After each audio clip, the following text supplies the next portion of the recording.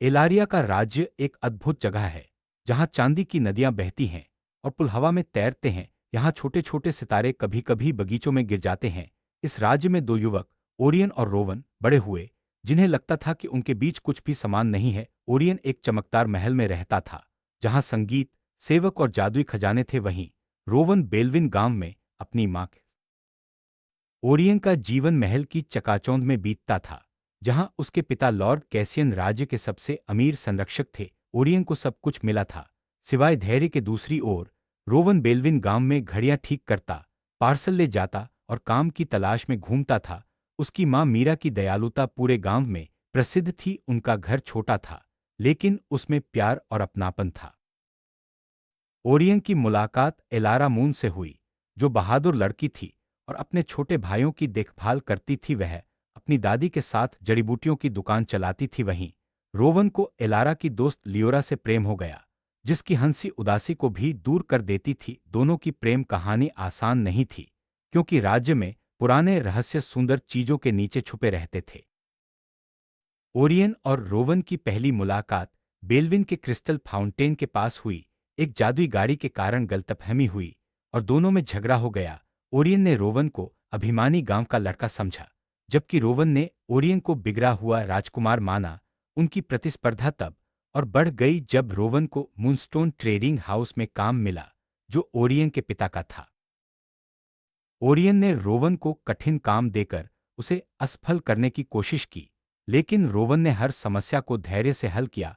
जब ओरियन ने एक कमरे में पहेलियों के साथ लेजर बंद कर दिया, रोवन ने पहेलियों का उत्तर देकर ताला खोला। जब जादुई पार्सल उलझ गए, उसने उन्हें उनकी गुनगुनाहट से पहचानकर सुलझाया। धीरे धीरे अन्य कर्मचारी रोवन की प्रशंसा करने लगे।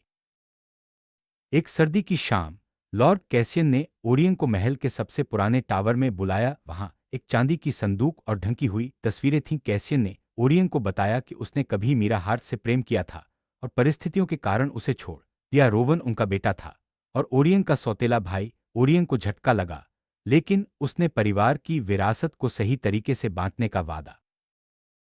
रोवन ने अपनी मां के कपबोर्ड में एक पुरानी तस्वीर और पत्र पाया जिसमें वही चांदी की मुहर थी। मीरा ने सब कुछ बताने से मना कर दिया, लेकिन रोवन को इतना समझ आ गया कि उसे छोड़ दिया गया था। जब उसे पता चला कि लॉर्ड कैसियन ओरियन का पिता है, तो वह क्रोध में भर गया और ओरियन की सुख सुविधा छीनने का फैसला किया। रोवन ने बेलविन लौटकर झील के किनारे बैठकर सोचा कि ओरियन उसके दुश्मन नहीं है। उसने अपनी मां मीरा को सब कुछ बता दिया। मीरा ने कहा कि बदला खोए हुए साल वापस नहीं ला सकता, बल्कि आगे के सालों में क्या करेंगे वही मायने रखता है। इसी बीच वाररिक ने स्टार ऑफ ऑरालिस चुरा लिया, जिससे राज्य में अंधेरा फैल गया।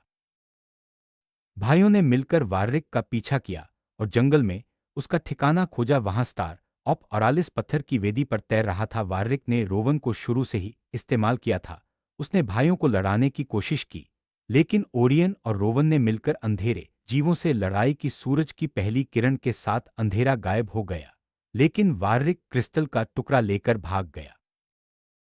महल में भाइयों ने पाया कि चुराए गए क्रिस्टल के टुकड़े ने एक पुराना जादुई द्वार खोल दिया है।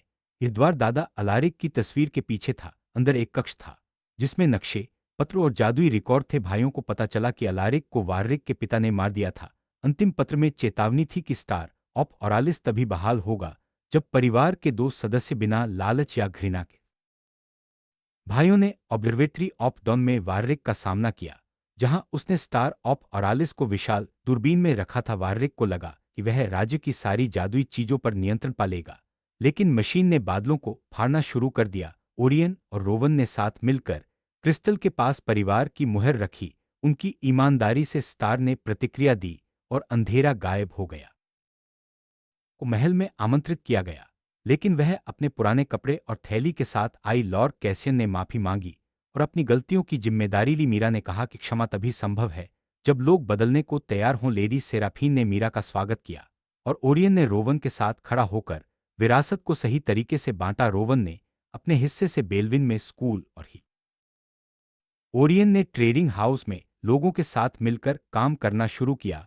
उसने सीखा कि नेतृत्व सबसे अच्छे कपड़े या बड़े कमरे से नहीं, बल्कि दूसरों को सुरक्षित और सम्मानित महसूस कराने से आता है। एलारा और लियोरा ने भाइयों को महल के आंगन में हंसते देखा। जो प्रतिस्पर्धा थी वह दोस्ती में बदल गई और टूटा हुआ परिवार पहले से ज्यादा मजबूत हो गया। सालों बाद एलारिया के लोग दो भाइयों की कहानी सुनाते हैं जिन्होंने कभी एक दूसरे से नफरत की थी। बच्चों को यह कहानी पसंद है क्योंकि इसमें जादू, रहस्यमय टावर, बोलते जंगल और एक क्रिस्टल है जो आसमान को शांत कर सकता है। लेकिन सबसे बड़ी जादूगिरी ओरियन और रोवन के चुनावों में छुपी थी। दोनों भाइयों ने अपने अपने क्षेत्र संभाले और अक्सर एक दूसरे से मिलने आते रहे।